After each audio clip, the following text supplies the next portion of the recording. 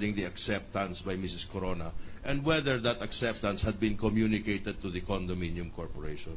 Can you please show me from this image where I might find that information? There is a tabulation here that indicates the dates of deemed acceptance or acceptance dates. Yes. Are you telling me that there are two entries? Yes. One is for the deemed acceptance and of the the unit other? And for the acceptance date. All right. Would you be so kind as to read what the document states on its face? Okay. For 31B, Christina Corona, for the acceptance date, it indicates August 12, 2009. The deemed acceptance date is June 7, 2008. And do you confirm that this information was relayed to the condominium corporation? Yes, I do confirm. All right. Now, yesterday, Ms. Cruz, thank you. Yesterday, Ms. Cruz, you informed me, or you informed the court, that there was a balance being collected from Mrs. Corona in the amount of 8,000 and odd pesos. Am I correct? Yes, I do recall that. And can you please refresh our recollection? What was that amount for? The amount was for the real property tax in 2008. All right. And that demand was presented to Ms. Corona, am I correct? Yes, yes. Can you please tell us if there is anything that appears in your records regarding the payment of that amount?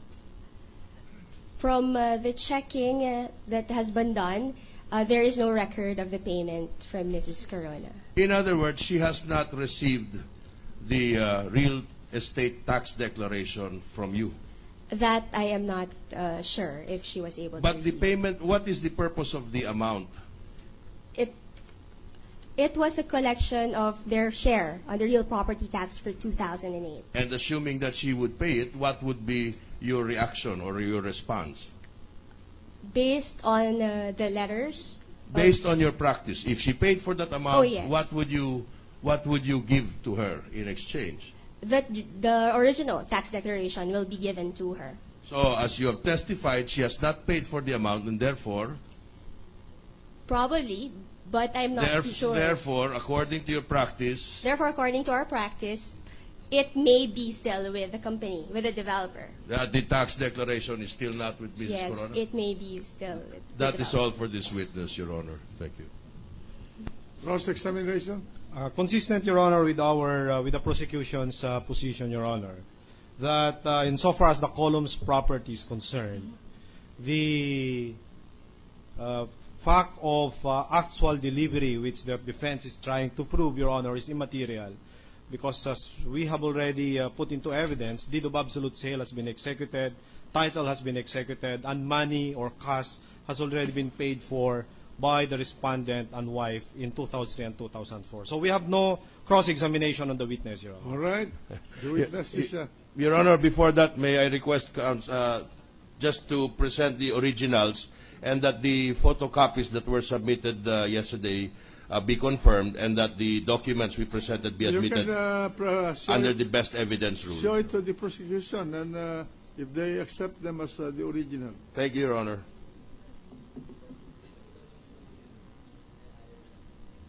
Request that the witness be discharged, Your Honor.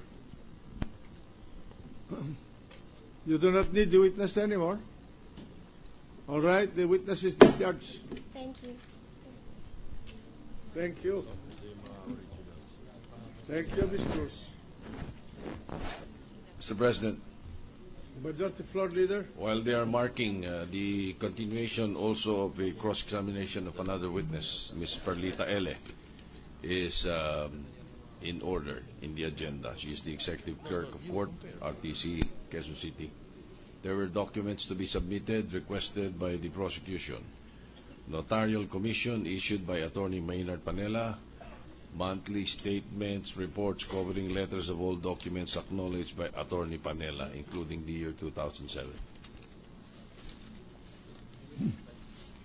Ms. Ele is was presented by the defense. Yes, Mr. President. So she's going to be cross-examined by the prosecution.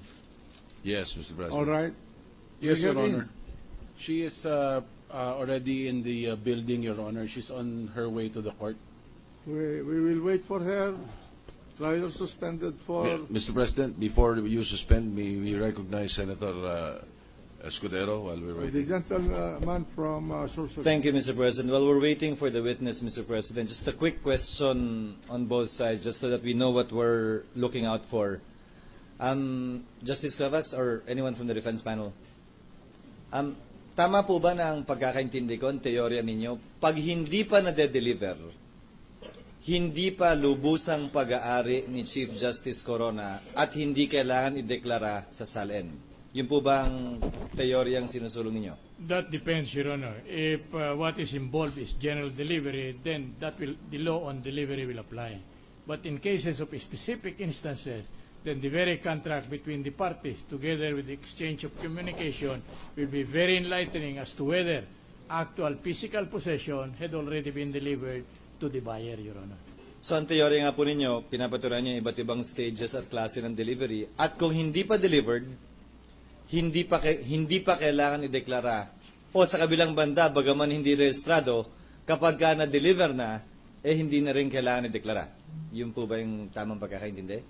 No, what is determinative of whether a property should be entered into the SAL of the filer, Your Honor, is whether you already have the ownership and possession of the property. Ownership and possession. That's correct, Your Honor. When you say ownership, it means reflected in official documents or government records? Correct?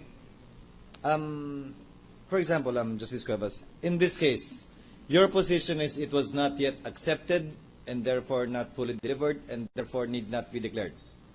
Even, and also the name of the real property tax declaration is still in the name of the developer. Would that be correct? That is what our evidence show, Your Honor.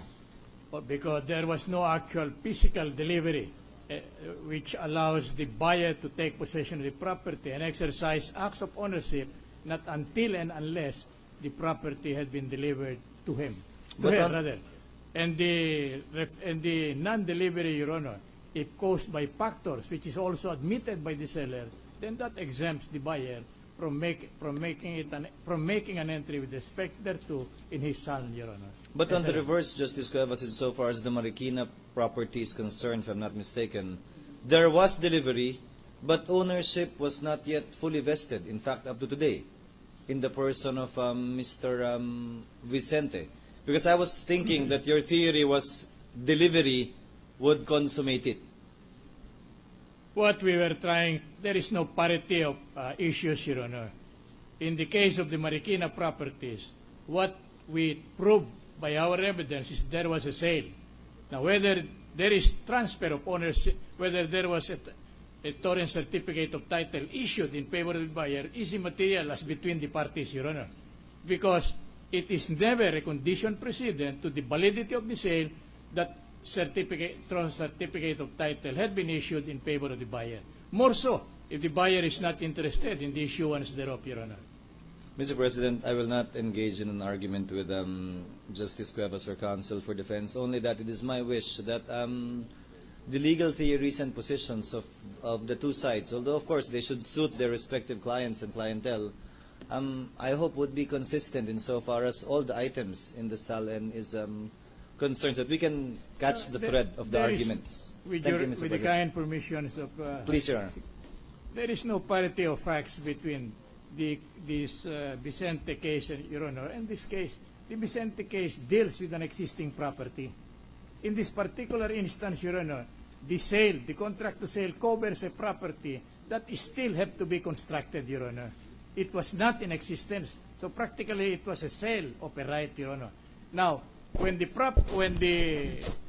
building was constructed, it was only in 2006, Your Honor.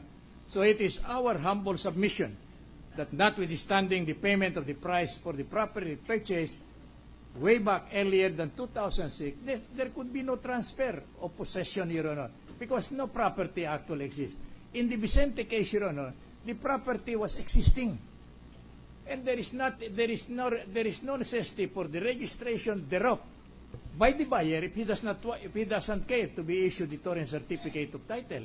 The torrent certificate of title, Your Honor, binds the property against the entire world. But as against if I may interject with the permission of the gentleman Yes, Mr. from President. Sorsogon, the theory of the defense, there was no asset to be reported. I'm sorry, Your Honor, I didn't get the